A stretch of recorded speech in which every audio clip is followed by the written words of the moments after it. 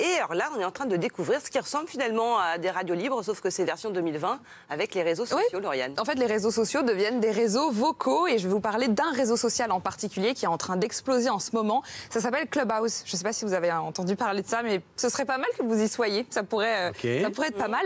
C'est une application américaine qui n'a que 11 mois, puisqu'elle a été créée en mars 2020 aux États-Unis, dans la Silicon Valley. Elle est déjà valorisée $1 milliard. On ne parle que de ça. Et le principe, c'est exactement ça. C'est une radio libre. Tout se passe par la voix. Il n'y a absolument pas de vidéo, pas de texte. On ne s'envoie pas de messages. Et on rejoint en fait des cercles de discussion. On appelle ça, avec un peu de snobisme, des rooms, des pièces. Et on échange avec de parfaits inconnus qui échangent autour d'un sujet. Alors ça peut être l'économie, la tech, l'amour, l'humour, des battles de rap. Hier, j'étais dans une pièce où c'était des rappeurs qui essayaient de se faire écouter des morceaux et puis ils se donnaient des conseils. J'ai aussi participé à une sorte d'émission, une room, où on parlait de cancel culture. À partir de quand faut-il annuler un artiste? À partir de quand, hein? C'est même pas le principe de la cancel culture. Quand faut-il le faire? Et puis ça rigole pas tes rooms, hein? Attention, chacun ses occupations. Hein. Je précise que le couvre-feu est à 18h pour tout le monde. Hein. Alors les particularités de Clubhouse, c'est que tout est en direct, ça marche dans le monde entier. Donc des fois, on peut arriver sur une room où ça parle anglais, ça parle chinois, ça parle italien peut-être. Ah oui. Et puis, on est forcément invité par un membre. Donc pour l'instant, ce n'est pas ouvert à tout le monde. Mais aussi, autre particularité, on ne peut rien enregistrer. Hier, j'ai essayé d'enregistrer avec mon téléphone ce qui se racontait. Regardez ce que ça a donné. Je prends tellement une dose d'amour à être sur ce réseau que quand je sors, bah voilà, j'ai l'impression que vu que je suis beaucoup plus ouvert. Et ça coupe. Et voilà. Et il y a eu une petite bannière qui me dit si vous continuez à enregistrer, on va vous couper votre accès. Donc tout doit rester assez secret, assez anonyme. Pourquoi ça marche en ce moment? Il y a pas mal de célébrités qui s'y trouvent. Il y a eu, il y a 2 semaines, Jamel Debbouze qui a fait des blagues un vendredi soir. Il y a eu l'artiste chinois Ai Weiwei qui a aussi parlé d'art. Enfin, j'imagine qu'il parlait d'art. C'est ce qu'on m'a dit, puisqu'il parlait chinois. Je ne parle pas chinois. Et puis il y a aussi eu une room avec Xavier Niel. Il répondait à toutes les questions qu'on voulait. Mark Zuckerberg a fait une apparition. Il y a aussi eu Elon Musk qui a dit que c'était son réseau social préféré. Il a invité Vladimir Poutine à discuter avec lui sur Clubhouse. Pour l'instant, Vladimir Poutine n'a pas répondu, mais on attend une réponse du Kremlin. C'est très addictif. Ça a été téléchargé déjà 8 millions de fois et puis 50 000 fois en France depuis début février.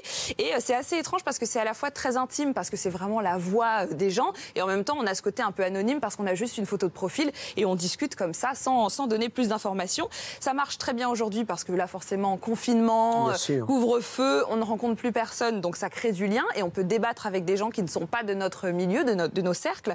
Et le son, c'est vraiment devenu la nouvelle arme en fait des réseaux sociaux. Il y a aussi Twitter qui est en train de réfléchir à une extension qui s'appellerait Spaces, des sortes de salons audio aussi, où on se rejoint à 10 personnes et on papote. Facebook travaille aussi sur des chat rooms 100% vocales. Et puis évidemment, on parle de voix, les podcasts continuent de faire parler d'eux. Tout le monde a son podcast. Là, il y a Barack Obama et Bruce Springsteen qui viennent de lancer le leur. Ça s'appelle Renegades Born in the USA. Et il y a même une bande-annonce. Regardez. I was trying to remember the first time we actually met. Probably was in 2008 during the campaign. You came, was it in Michigan or Ohio? I have no recall. In our own ways, Bruce and I have been on parallel journeys, looking for a way to connect our own individual searches for meaning, truth, and community with the larger story of America.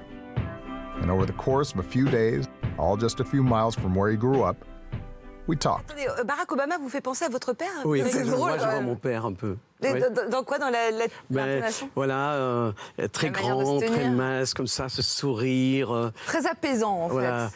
Oui, sauf que mon père, il avait les yeux maquillés, vraiment, comme s'il avait mis des... du col.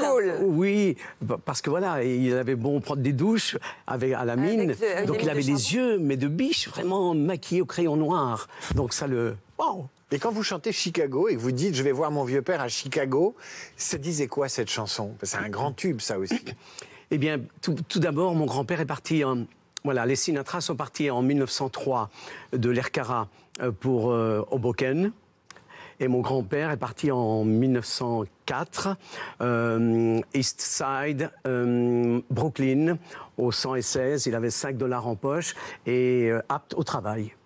Voilà. Donc il y a une aventure américaine. Donc il y a une aventure américaine et j'ai toute une branche des Barakato qui sont à New York, un peu partout. Et vous voulez pas lancer un podcast pour raconter toutes ces histoires? Il m'avait invité un jour à une très grande réunion de famille, c'est comme ça qu'on les appelle. Oui.